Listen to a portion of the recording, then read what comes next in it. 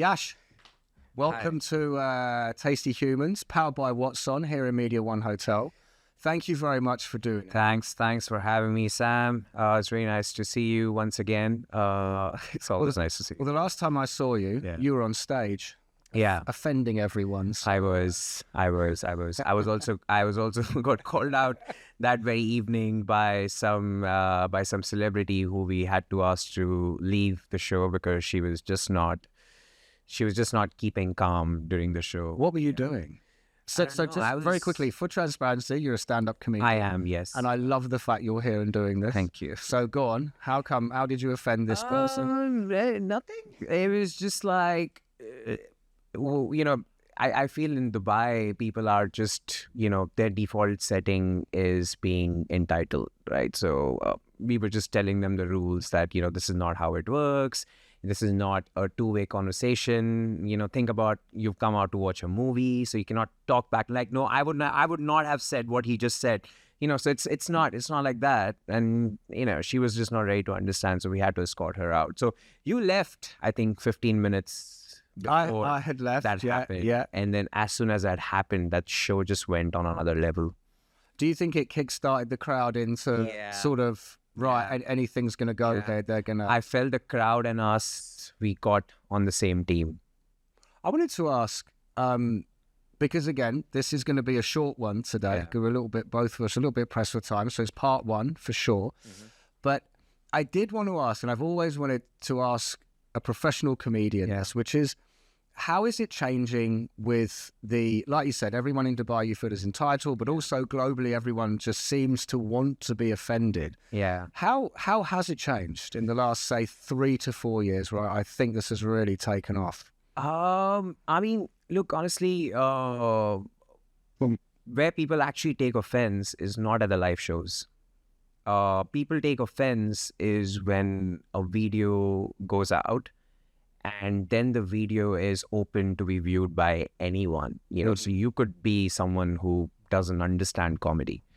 And that's when we start seeing people who are getting offended because technically they didn't sign up to watch the show. This video just showed up on their feed and they have no idea how jokes work.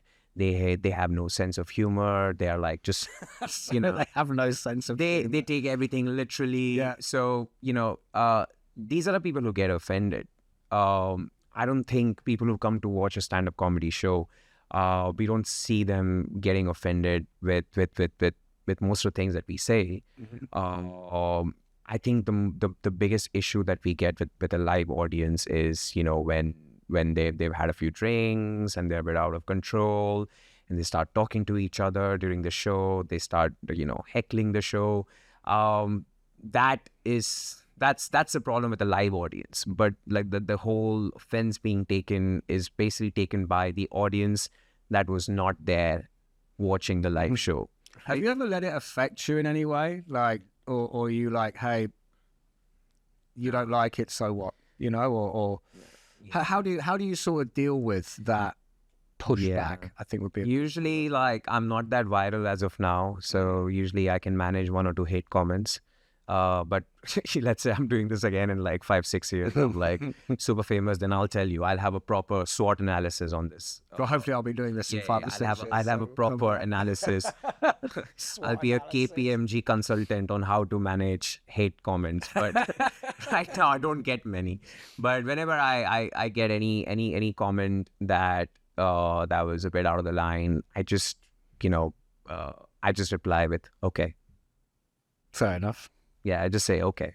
So at what point when you were younger did you think, so it sounds like a strange question, but have you always been funny? Like, did you always think from a very early age, like at what point did you realize I could actually make a living out of this? I like making people laugh, or how did that actually happen? How did you get started? So when I was in the university, I was doing business studies, of course, and then I started writing a lot of stage plays, and I started this theater group, and then we slowly went on to represent the university team. We were the university theater team, And you know what I really liked writing was a lot of satire, because I come from India, and like there is a lot of satire. There's cultural satire, there is political satire. So, people, I just like the fact that whatever I was writing, the comedy writing, the humor writing was being translated so well on stage.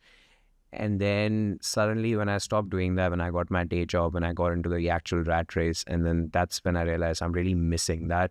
And I started doing that on the side. Obviously, money was never a factor. Well, most of the comedians, they're poor, right? Yeah. And like, I don't think money was ever a factor because I always had a job and I still do. So I still think that like money and comedy are still two things that I don't really think of even till now. And I've been doing this for a while because I just feel like, when you're doing something that you really like doing, it just comes in, you just get paid from different angles. Yeah. Yeah. So what was it like, your very first show? Like, what was it like? Oh, Where was it? What was it like? Did it work? my very first show, Your very and I'm first at this, show. and I'm talking about the very first non-university or a college fest show where I actually performed in a bar. It was at this in this city called Pune in India, and I just reached out to an event company that I want to do comedy. And back then in that city, there was no comedy scene. So they just put me on a special show, like 1 hour straight up. First gig, 1 hour. Wow. And I was like, okay, cool, this is doable. And it was happening at this bar called Anonymous.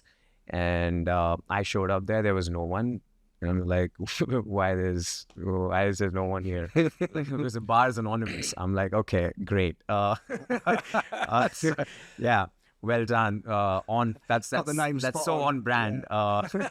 Yeah, and then that was actually my first gig. There was one guy who was on crutches.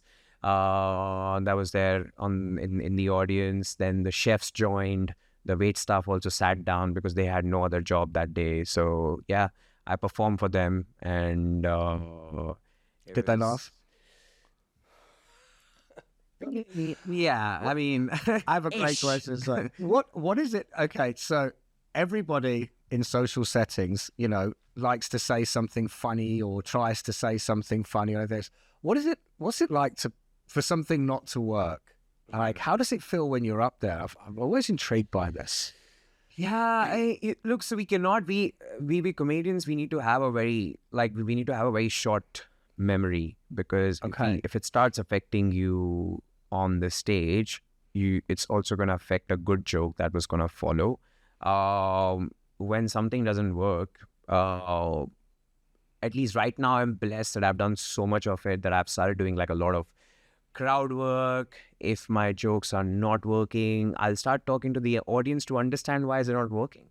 Mm-hmm. And then I get to know so many things. There's someone in the audience who's in a very unhappy marriage. So we dissect their marriage. We try to understand why this happened. Why are they together? What can we do to separate them? And everyone starts finding that funny, and then they start enjoying as well. I think most of the times when things don't work on stage, when these are your well and tested seasoned jokes and they're still not working on the stage, which just goes on to show that the audience is a bit uptight. They're still not warmed up. They still don't understand how this works. So I was going to actually come back to that, because you said in the beginning that some of these people that, are potential leave negative comments or essentially could be haters, they don't understand how comedy works. Yeah. How does comedy work? Yeah. So look, live comedy is a shared experience, right? So sometimes we are so used to, especially if you talk about a market like Dubai, where live comedy is still not super mainstream. Mm-hmm. I mean, it is getting there. It's no more underground. Like, it's out there. We have Dubai comedy festivals. We have Abu Dhabi Comedy Week, and there's so many shows happening during the week, right? But like, comedy is still a shared experience, right? A lot of people are still new to watching live comedy here. what they've done is they watch comedy on TVs, they watch comedy on Netflix, YouTube. When you're watching something funny on Netflix and YouTube all by yourself, and you hear a funny punchline, like, you don't laugh out loud in your living room. Like, you're just like, hey, I see what you did there. Right? So when people come with, they've been conditioned watching, especially in a not very developed comedy market, like they're conditioned watching comedy either on their TVs or on their screens. And, so when they come to a live comedy show, like they're still not used to laughing out loud in public. Right? So we need to get them there, right? So that's what the host is supposed to do, which is what you saw me doing, like struggling on stage up front. The first 10-15 minutes is probably the worst 10-15 minutes of any comedy show, because it's your job. Yeah, you're right. Now I'm thinking about it. It was, and then they did start, when you came out after the first act, I think it was poor person. Was, who got the audience in their rawest form. You went a lot harder on the audience. I remember that. Yeah. So we have to give them a little bit of, like, benefit of doubt, whatever you want to call it, because, honestly, most of them are new to watching live comedy.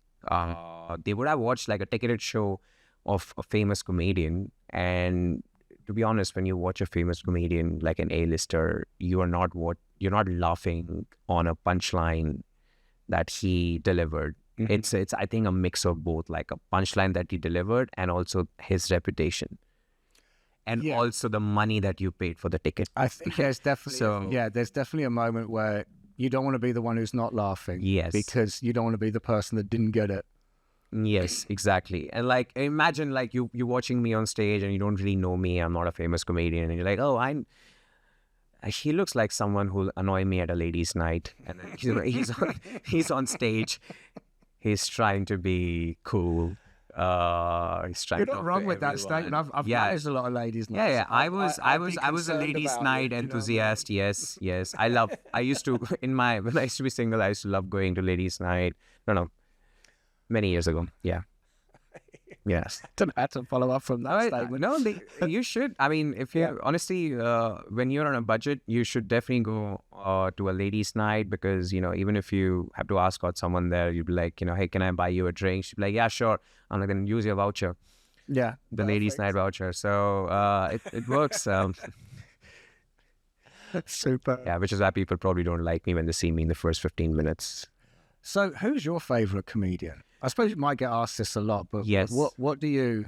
Look, so I don't, and I think we've had this discussion before, where I honestly don't enjoy watching stand-up comedy on TV or on Netflix. Yeah. Because I feel like for me that's a bit of an how do I say it? Like, it's a bit of an occupational hazard. Like, I'm watching and I'm like, I see what he did there. Maybe I could do that as well. Like, you don't realize, but subconsciously you start probably, start sounding like someone, because you also have to do that later in the night. And then suddenly, you get influenced and you're not really trying to sound like that person. But then, sometimes I'll say a line and I'm like, this, like, I ended up speaking like that comedian I was watching, so that's why I don't enjoy watching stand-up comedy personally. I don't mind watching live stand-up comedy because that's fun. What I personally like to watch is Indian stand-up comedians. Like, I like to watch the Hindi English stand-up comedy. Okay. Because that makes me, because I don't do that. I do English comedy. I do Hindi English comedy as well. But like, for me, that is entertainment, because I'm getting entertained. I don't think I'm gonna start sounding like that like this person anyway. Like, their audience and my audience is completely different, right? So I really enjoy that. I enjoy a comedian called Biswa. He's on Prime. He's one of our best comedians in India. He's funny. Then there is Kunal Kamra. He's political. Like, he's funny, and you can hear him talk for like hours and hours. So these are some of the comedians that I quite find funny. And out of the comics in the West, Bill Burr's amazing. Yeah. Shane Gillis is amazing. I don't know if you watch Kill Tony, the guy who does Trump impression. Yeah. He's funny. He's the guy who's recently taken over, because Alec Baldwin used to do it on Saturday Night Live when Trump was running. He was like, but now I just saw this recently. There's like a new. Is this guy? This new guy? Yeah, there was some issue between him and Saturday Night Live. I'm not sure. Like they keep bringing it up when I watch Kill Tony. But like I think he got chucked out of Saturday Night Live or something. But he is funny. That guy is like he can just talk, and so I find him funny. And these are some of the comics lately that I've Bill Burr for me is probably the OG. Like I watched him live. What is it you like about him?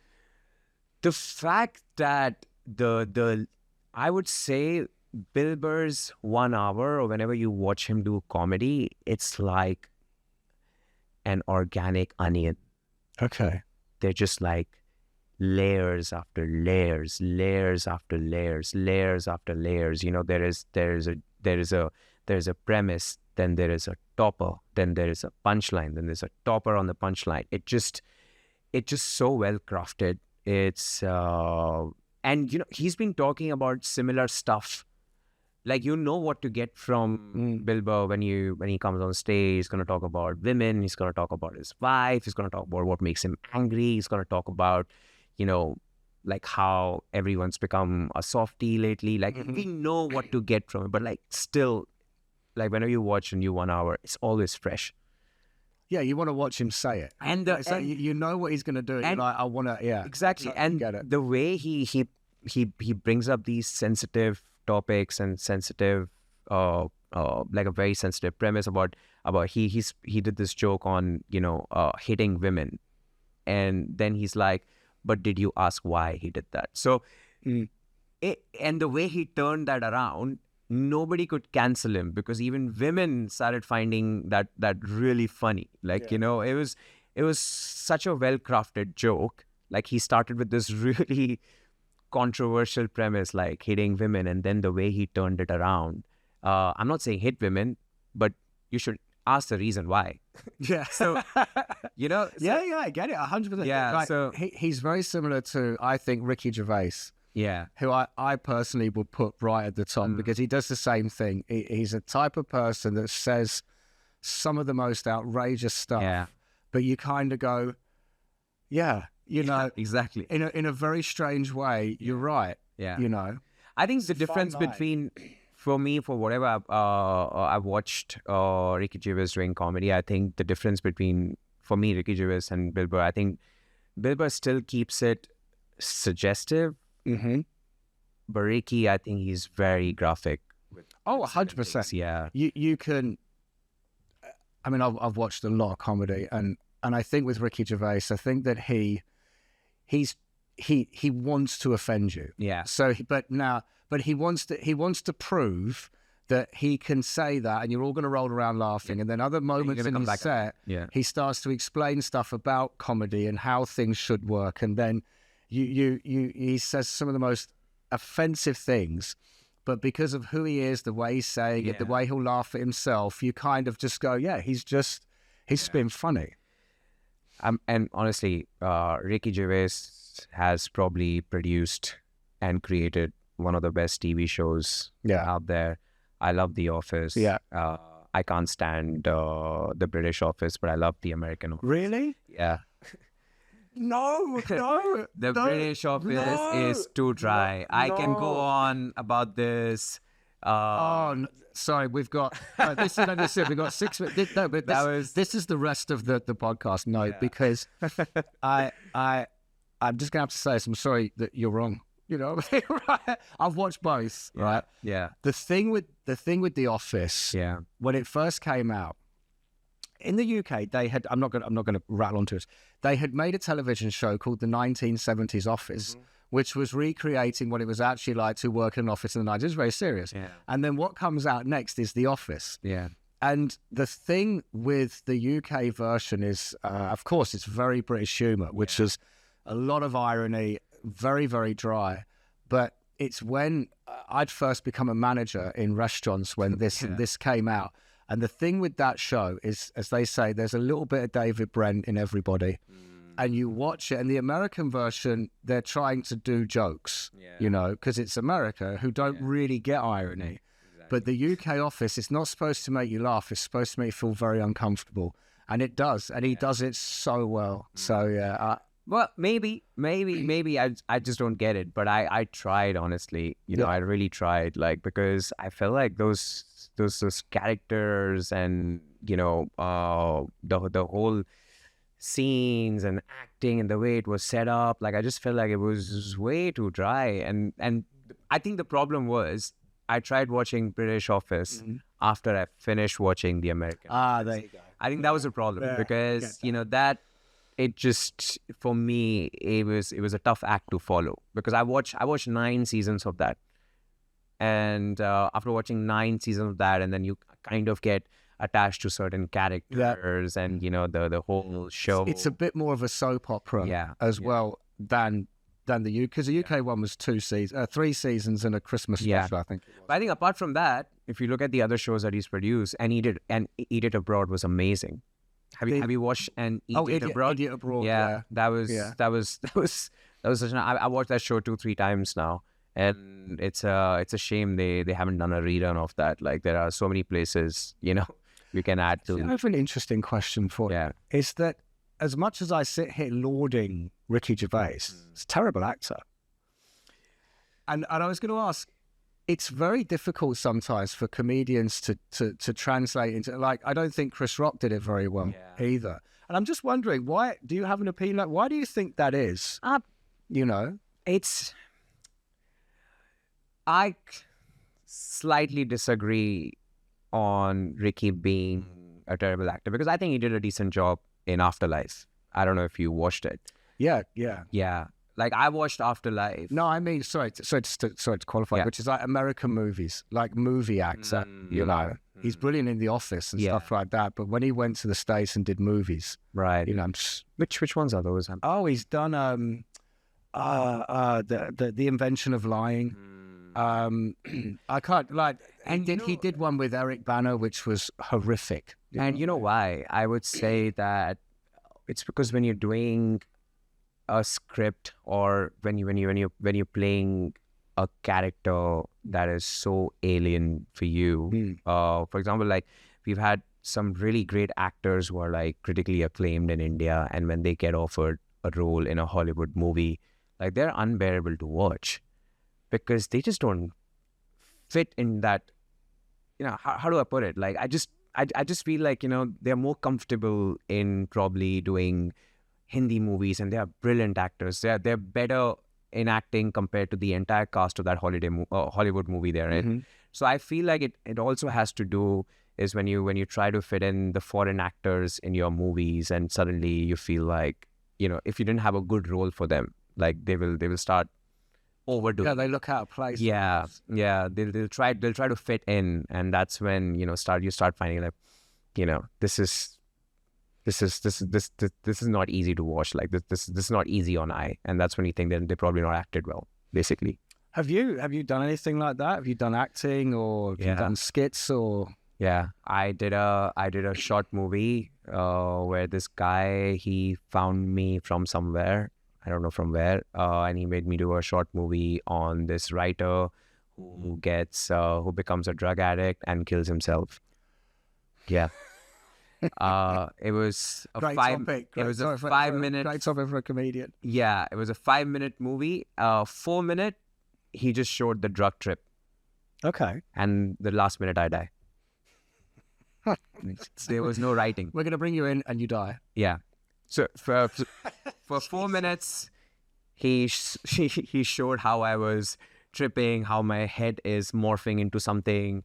4 minutes that was happening, and when I showed it to my friends, said, "Man, you need to see my acting skills in it." It's like, yeah. You're probably thinking, yeah, thanks for that. That was just editing. I had no acting in it. Like, I had to tell people, like, look how well my eyes are acting. because you could only see my eyes. Like I could say words with my eyes. Sure. And in the end, I die basically. So was that your one and only experience with that? And you're like, I've never done again? on screen. Oh, actually, yeah, this is supposed to be a secret project, but I'll still tell you. So we've shot a pilot. So there's no viewers to this anyway. So okay, no one's going to know your secret. How secret? So we've shot a pilot for we're trying to do something similar to SNL here. It's called Abu Dhabi Tonight, and it's going to be a recurring talk show. So I'm playing a character on it. I'll be the weatherman. So the pilot is under editing right now, and it's a big team. It's like they're super talented. That's awesome. And that's a recent gig on camera that I've done. And apart from that, I keep producing my own content where I am, in a podcast studio, I basically interview fake experts. These are all comedians. I basically give them a character and they play the character, and then we do like a fake interview kind of a thing. Okay. Yeah. Well, we've had not enough time for this because I'm already done. Can you believe it? It's been 27 minutes as per my watch. You know what I mean? The thing is that we're definitely coming back for part two because I want to leave this quite open-ended, which is I actually met Jill Fairclough, which you must know, runs I can't remember the name of it. I think it's the Comedy Lab here, does all these comedies. She's a very outspoken British woman. And she told me that Comedy Lab. I might have got that wrong, sorry, Jill. But she told me that comedians want to come here to perform because they can say whatever they want, which I thought was shocking compared to that particular statement maybe 10 years ago. Yeah. So when we bring you back for part two, which is definitely going to happen, that's where we're starting. Okay. I'm glad that you don't have any viewers, because this is a little secret, Yeah. We don't really go and advertise it. That you can talk whatever you want here, but we tell them on text like, hey, it's okay, it's chill. Okay. Yeah. So I was wrong. Sorry about that. Listen, Yash, thank you so much. It's been not long enough, but thank you very much.